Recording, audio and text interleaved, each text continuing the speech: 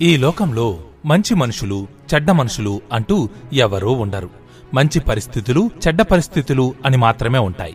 ఎన్ని అవమానాలు ఎదురైనా మౌనంగా భరించు. నీదంటూ ఒకరోజు వస్తుంది. అప్పుడు వాగిన ప్రతి నోటికి నీ గెలుపుతో సరైన సమాధానమివ్వు. సంతోషాన్ని మనం డబ్బుతో కొనలేం. మనం చేసే పనుల ఫలితంగా అది అలా వస్తుంది అంతే. ఆహారం, వ్యాయామం, విశ్రాంతి, ఈ మూడు ప్రతి మనిషికి ఖచ్చితంగా కావాల్సిన విషయాలు. వీటిలో ఏది కరువైనా ఆరోగ్యం దెబ్బతింటుంది.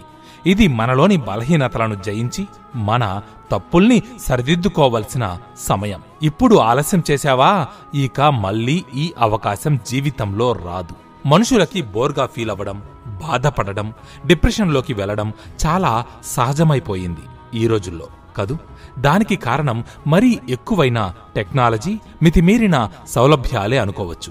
చేతినిండా పని, జీవితానికో లక్ష్యం ఉన్నప్పుడు ఇటువంటి అనవసరమైన ఆలోచనలు దరికి చేరవు. ఈ లోకంలో ప్రతి చర్యకు ప్రతిచర్య అనేది ఒకటి ఉంటుంది. ఈ లోకానికి మనం ఏం ఇస్తామో అదే మనకు తిరిగి వస్తుంది. అది మంచైనా లేక చెడైనా కూడా. మనం ఎన్నిసార్లు ఓడిపోయాం అనేది ఎవరు చూడరు. గెలుపుని మాత్రమే పట్టించుకుంటుంది ఈ లోకం. కాబట్టి నీ అపజయాలను తలచుకొని దిగులు పడకు. సమాజం గుర్తించే ఆ ఒక్క గెలుపు కోసం కష్టపడు.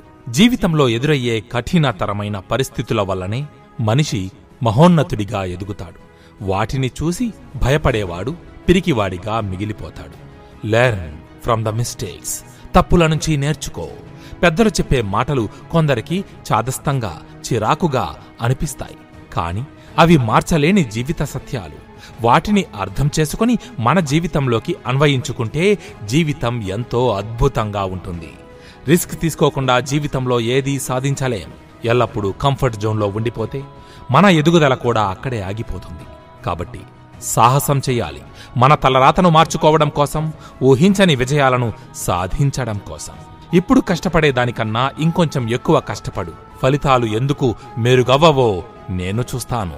ఒక పని చెయ్యాలని సంకల్పించాక మళ్లీ మధ్యలో ఆపకూడదు. చివరి వరకు ప్రయత్నిస్తూనే ఉండాలి. అప్పుడే గమ్యాన్ని చేరుకోగలం. ఉన్నతమైన బంధాలు ఏర్పడేవి కష్ట సమయంలోనే. మాటలు అందరూ చెబుతారు, కాని కొందరు మాత్రమే వారి మాట మీద నిలబడతారు. అలా నిలబడిన వారినే సమాజం గౌరవిస్తుంది. వైఫల్యం నా గెలుపుని ఆలస్యం చేయవచ్చేమో గాని నేను గెలవకుండా మాత్రం ఆపలేదు. తెలివైన వ్యక్తి ఎప్పుడూ తన రహస్యాలను ఇతరులకు చెప్పడు. ఎందుకంటే అతడికి తెలుసు, రహస్యాలను పంచుకోవడం అంటే తమ ప్రాణాలను తీసి ఎదుటివారి గుప్పెట్లో పెట్టడమే అని. మంచితనానికి కూడా హద్దులు ఉండాలి. లేకపోతే ఆ మంచితనం మనల్నే ముంచేస్తుంది. గొప్పవారందరిలో ఉండే సహజమైన అలవాటు పుస్తకాలు చదవడం. ఒక మంచి పుస్తకం మొత్తం మన ఆలోచన తీరునే మార్చేస్తుంది. కాబట్టి పర్సనాలిటీ డెవలప్మెంట్ కావచ్చు, బయోగ్రఫీస్ కావచ్చు, లేదా సాహిత్యం కావచ్చు, టాపిక్ ఏదైనా సరే పుస్తకాలను చదవడం మాత్రం ప్రతి ఒక్కరూ తమ దినచర్యలో ఒక భాగంగా చేసుకోవాలి. అది మన వ్యక్తిత్వాన్ని రూపుదిద్దుతుంది. మనం ఎదుటివారిపై చూపే ఈర్ష్య, అసూయలు మనల్నే కాల్చి తగలబెడతాయి. వచ్చిన అవకాశాలను సరిగ్గా అందిపుచ్చుకుంటేనే మన టాలెంట్ని ప్రదర్శించే హోదా దక్కుతుంది. ఒక పని మొదలుపెట్టే ముందు అందులోని కష్ట నష్టాలను పూర్తిగా అంచనా వేసి రంగంలోకి దిగాలి. అప్పుడు పొరబాటున ఏవైనా అనుకోని పరిస్థితులు తలెత్తినా మనం ముందుగా జాగ్రత్తగా ఉంటాం. కాబట్టి వాటిని సరిగ్గా హ్యాండిల్ చెయ్యగలుగుతాం. మూర్ఖుణ్ణి మనం మార్చలేం. అతడు తన వాదనతో మనల్ని కూడా మూర్ఖుడిగా నిలబెడతాడు. మనం మన లక్ష్యాన్ని చేరుకోకపోవడానికి ముఖ్యంగా 3 కారణాలున్నాయి. అందులో 1 మన గోల్ మనకు ఇష్టం లేనిదై ఉండడం, 2 క్రమశిక్షణ లేకపోవడం, 3 సరైన ప్రణాళిక రూపొందించకపోవడం. నుదుటి రాతను, చేతి తాయత్తులను కాదు, నిన్ను, నీ కష్టాన్ని నువ్వు నమ్ముకో. విజయం నీదవుతుంది. అబద్ధాలతో నిర్మితమైన బంధం నిజం తెలియగానే కుప్పకూలిపోతుంది. ఇతరులతో నిజాయితీగా ఉండడం అనేది మన గొప్ప వ్యక్తిత్వాన్ని తెలియజేస్తుంది. ఈ లక్షణం ఏ రంగంలోనైనా మనకు విజయాన్ని చేకూర్చి పెడుతుంది. మోటివేషన్ అనేది మనం ఒక పని ప్రారంభించడానికి మాత్రమే ఉపయోగపడుతుంది. కానీ ఆ పని పూర్తి కావాలంటే క్రమశిక్షణ కావాలి. మన ఆలోచనలు, అలవాట్లు చెడుగా ఉండి జీవితం మాత్రం మంచిగా ఉండాలి అంటే అది ఎలా కుదురుతుంది? మన జీవితం బాగుండాలంటే ముందుగా మన ఆలోచనలను, అలవాట్లను మార్చుకోవాలి. అసలు ప్రయత్నమే చేయకపోవడం కన్నా ప్రయత్నించి ఓడిపోవడం మేలు. నీ లక్ష్యాన్ని సింహంలా వేటాడు. చాలా నిశ్శబ్దంగా, ఓర్పుగా, పట్టు విడవకుండా పోరాడి సాధించు. ఎప్పుడూ ఎవరిమీద మనసులో పగ పెట్టుకోకూడదు. అది మన మనశ్శాంతినే దూరం చేస్తుంది. మనకు హాని కలిగించిన వారిని క్షమించి విడిచిపెట్టడం కష్టమే కావచ్చు, కాని అలా క్షమిస్తేనే బాధని దాటి ప్రశాంతతను పొందగలుగుతాం. వీరుడు చావు కంటే ఎక్కువగా ఇంకొకరి ముందు తల వంచడానికి భయపడతాడు. అందుకే పోరాడి చస్తాడుగాని ఓటమిని మాత్రం ఒప్పుకోడు.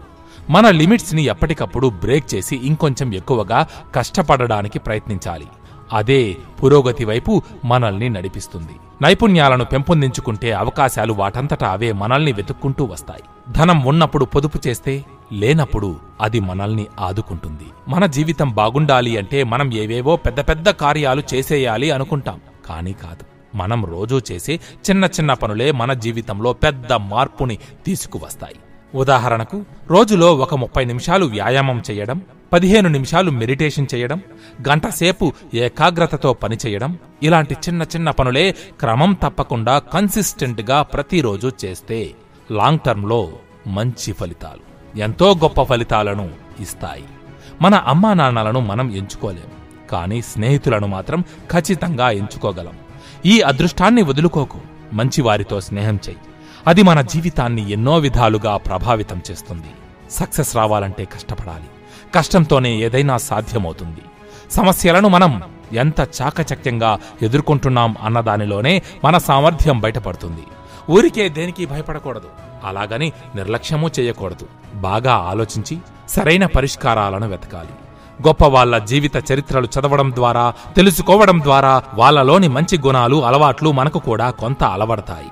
మాటలు ఉచితం కాబట్టి ఇష్టం వచ్చినట్లు మాట్లాడేస్తూ ఉంటాం, కాని ఒక్కసారి అనవసరంగా నోటి నుండి జారిన మాటకు భారీ మూల్యం చెల్లించుకోవలసి వస్తుందని మర్చిపోకు. ఎంత తక్కువ మాట్లాడితే అంత సంతోషం. పైకి కనబడినంత అందంగానే లోపల కూడా మనుషులు ఉంటారనుకోవడం అవివేకం.